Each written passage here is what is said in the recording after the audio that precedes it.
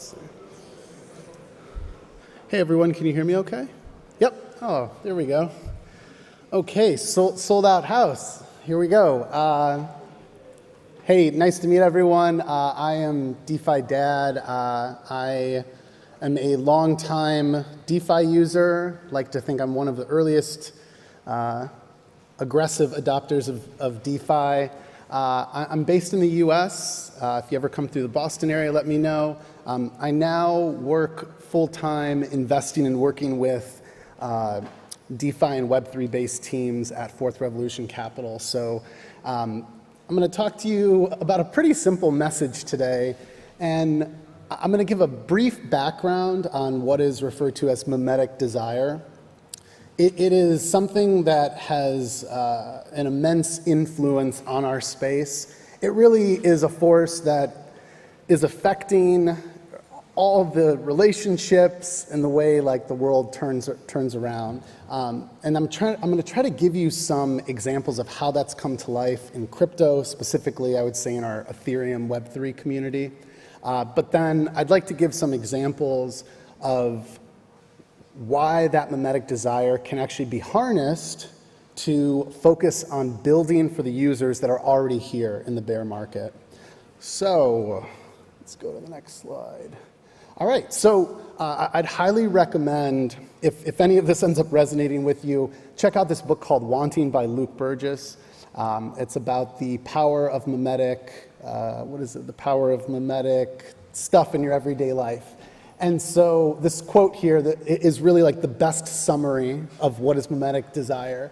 So it's, man is the creature who does not know what to desire, and he turns to others in order to make up his mind.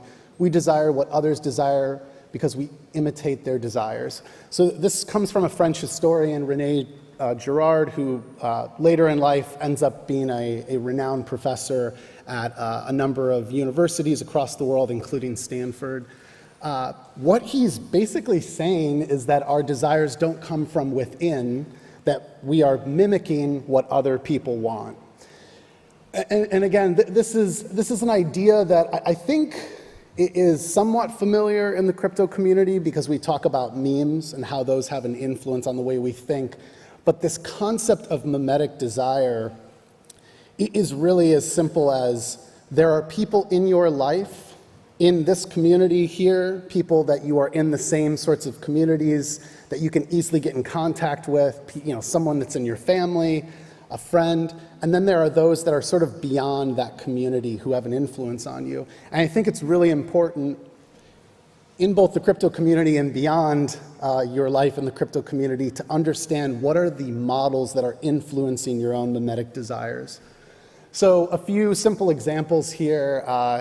You go on a date, you post a selfie, the person you were dating before, your ex who was unwilling to speak with you, is now wanting to text with you because they see that you're happy and you've moved on with your life. Another one which resonates more with me is I have 2 children. If I buy one of my kids a pack of Pokemon cards or ice cream or a toy, the other one will most definitely then scream that they want the exact same toy and ice cream. And then here's another sort of common example of mimetic desire. You're at university, you're trying to choose a concentration or major, and you end up choosing something because someone in your life that you look up to, the roommate who you think has it all together, chooses a major, and you feel that this is a safe choice. Now, when you think about the major categories of mimetic desire, there's 2 in particular I want to highlight that I think have an influence, 2 in particular that I think stand out in terms of our relationships as builders, investors, and participants in the crypto community. The one here is basically those that are already in your community. You have a very you have some sort of direct contact with them, you work on a similar project, maybe you work on competing projects. This tends to be a model for mimetic desire that leads to conflict. So I would say one really simple example is if you think back to when SushiSwap launched, obviously having forked Uniswap's code, there was an intense amount of competition. even though at the end of the day, I would say both communities seemingly wanted the same end result, that you could have deep liquidity and trade long tail assets whenever you want, trustlessly and permissionlessly. But because of the fact that we ultimately fixate on what it is that our competitors want, or what it is that someone that acts as a model of mimetic desire for us, it tends to end up leading to some sort of conflict. The other one here, just very briefly, is referred to, it's called Celebristan. It refers to the fact that there are those that are, again, outside of our community. You could think of this as like Michael Jordan for me. So I don't have any contact with Michael Jordan, but I still think he's the greatest basketball player of all time. Probably also one of the positive models in my life for what it would mean to be a great leader. So giving a few more examples here now then of the mimetic desires that I think are having a greater influence on us as a Web3 community. We just lived through this bull run where everyone, and their best friend are trying to join the next great Web3 project. And so this for me has actually been a way to harness mimetic desire to grow the community. You discover that a friend is joining a project. Now you're starting to look for job listings yourself. Maybe a negative example of how mimetic desire influences our behavior is, you have that friend who mentions that they just made a bunch of money on some token. And now you're, trying to essentially find that next gem, and you end up making some poor decision to ape into a coin that really has no fundamentals. And then, of course, there's the most common example here of every bull run. Your family asks you, how can I get involved in crypto? How can I invest? Right now, though, when we're living through a period where prices are down, but we as a community have fundamentally grown to a point where there's so much utility in the crypto space, specifically, within DeFi, Web3 media, still the very nascent community of Web3 gaming. There's so much for us to participate in, but yet, again, our families, our friends, our strangers, they're not interested in joining us until some of these models of mimetic desire really kick in at the height of the bull market. All right.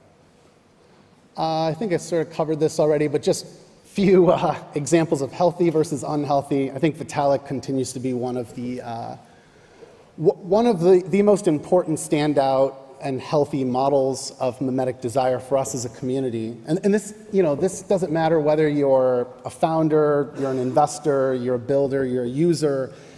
He exudes traits that ultimately have the rest of us as a community, I think, focused on the long term of building a more equitable finance system, building a world where you truly have a censorship-resistant blockchain that you can build permissionless applications on. By the way, too, I just threw up some examples here. I'm not recommending or advocating that they should be ranked like this, and I think that Andre was one example. I personally don't look to him as a model, but I know that during the last few years, there were a lot of builders who were very inspired by the new ideas that he built, despite some of, I think, his downfalls. All right, so this leads me to really the sort of takeaway I want to get to today is that we should ultimately be building for users that are already here. I'm going to try to very briefly cover this, but I really like the fact that I was trying to get some feedback on this idea yesterday and felt like this was the best way to sort of frame it up. If you believe in everything that I just shared about how mimetic desire sort of drives our behaviors, and it actually has been a positive catalyst for us to grow the crypto community, for us to grow usage of DeFi, of all sorts of Web3 applications, growing the community from a builder standpoint, then I think it makes sense that now during this bear market, you have a very, very short window to be able to really focus on those users who, despite the fact all the froth has sort of drained away, the fact that prices are down, whatever, 99%, these are the folks that I believe are going to be, let me skip ahead here. These are the folks that I believe are going to be future models of mimetic desire.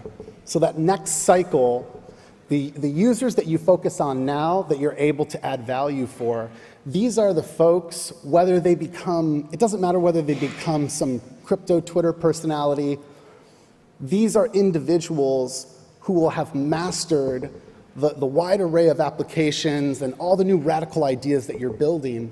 They're going to be able to communicate that to the next class of users. And just a few other notes here. Part of the reason I think it's important to take advantage of this window of markets being down so much is, again, just the fact that we have been essentially left with what are these long-term devoted types of users. And you've all lived through this. The bull run is, it's a very confusing time. There's so much being thrown at you as builders and as users. There's seemingly every idea looks like it's promising enough to work out. But now that we're thankfully back in a time where I think people are thinking more rationally, we can really start to focus on these users who are here for the long term and ultimately will act as these future models of mimetic desire.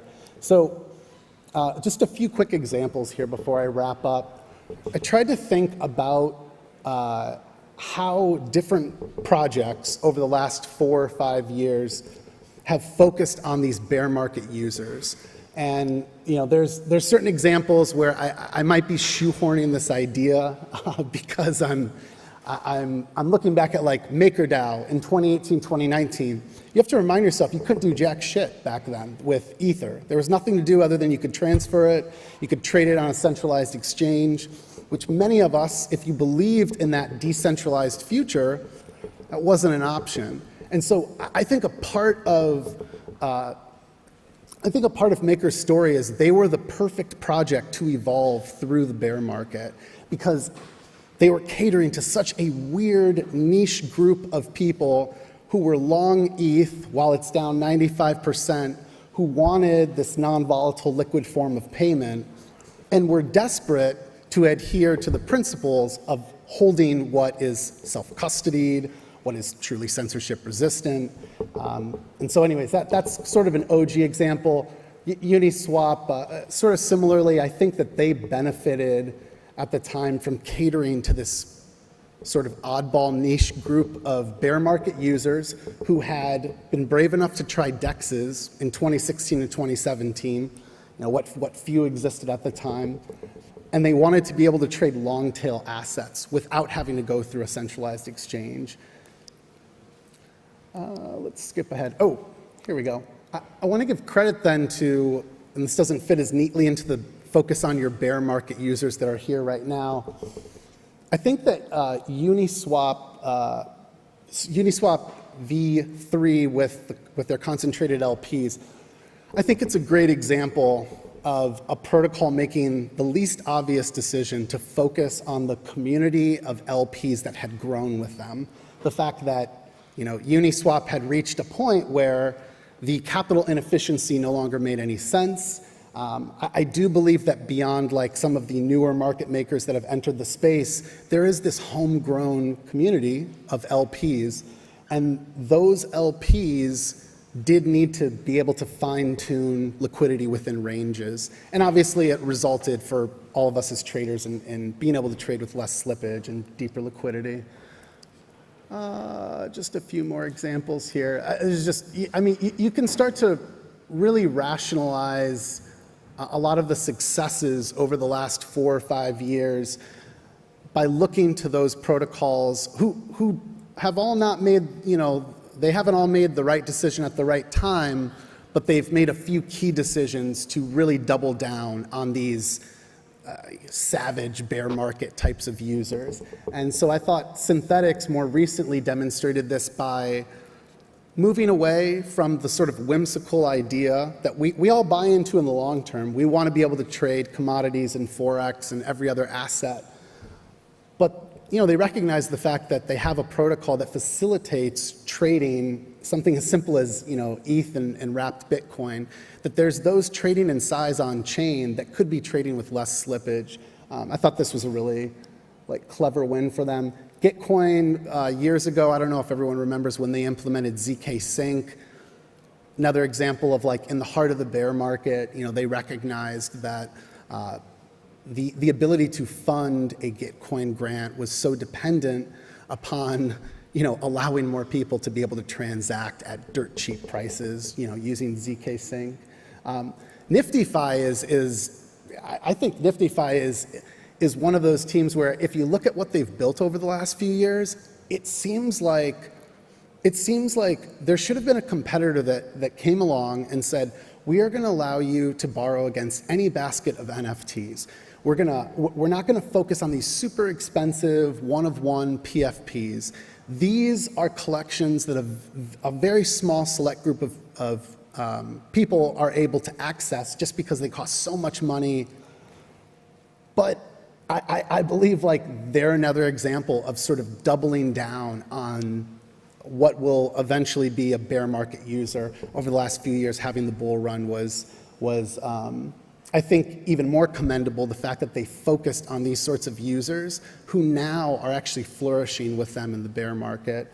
By the way, I'd highly encourage, go to nftfi.com, and you'll be amazed at the fact that they're doing peer-to-peer matching, and these loans, the minute a loan is submitted, if it checks off one of these top 4 or 5 PFP collections, these potential borrowers are receiving multiple offers.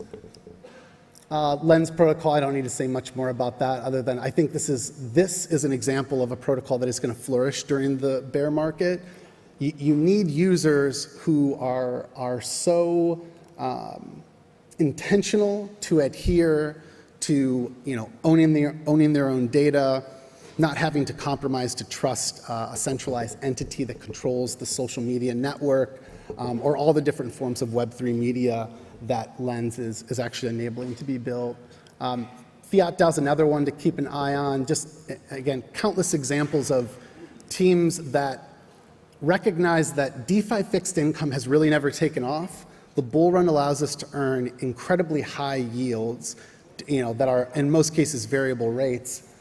And this is a project that is the one project now where you can actually lever up against fixed income assets like Element or Sense or Yield Protocol or Notional. And then just lastly, EPNS, the Ethereum Push Notification Service, an example of a team that from the start, we've all wanted this to be a Web3 communications protocol, but recognizing that they were born in, I want to say that the idea was born in 2019, the team was building into early 2020 before they actually launched. And the idea here was that we already have this emerging group of DeFi applications, which at the time was a list that was, it was maybe a dozen, 20 plus applications, but they recognized that they could use a Web3 communications protocol to give you real-time mobile notifications. And so, again, doubling down on those sorts of bear market users who will, in the future, become these models for mimetic desire and ultimately grow the crypto community, ultimately grow our Web3 community. So I think I'm going to just end it there. Hopefully you found the sort of background on mimetic desire interesting. I probably butchered what incredible work Luke Burgess does in this book called Wanting. But if you dig into that and you start to sort of understand how that mimetic desire plays into you as a founder, as an investor, as a user, as a builder, as any sort of contributor, you can really, I think, start to understand what are the goals that will drive you, that will bring you joy in this space. And then beyond that, if you can learn to sort of harness that mimetic desire that is distributing and growing the crypto, is distributing crypto content, sort of growing the crypto community, I think that leads us to this conclusion that you are best at this point to not be thinking about, this is going to sound like the most anti-DeFi Dad thing ever. I want to build for the masses too. I want to bank the unbanked. It's just going to take time, and we have to be patient. And this is a part of getting there, is focusing on those that are here that we know will be with us into that next bull run and will be those future founders and users and content creators and builders. So anyways, thanks for your time.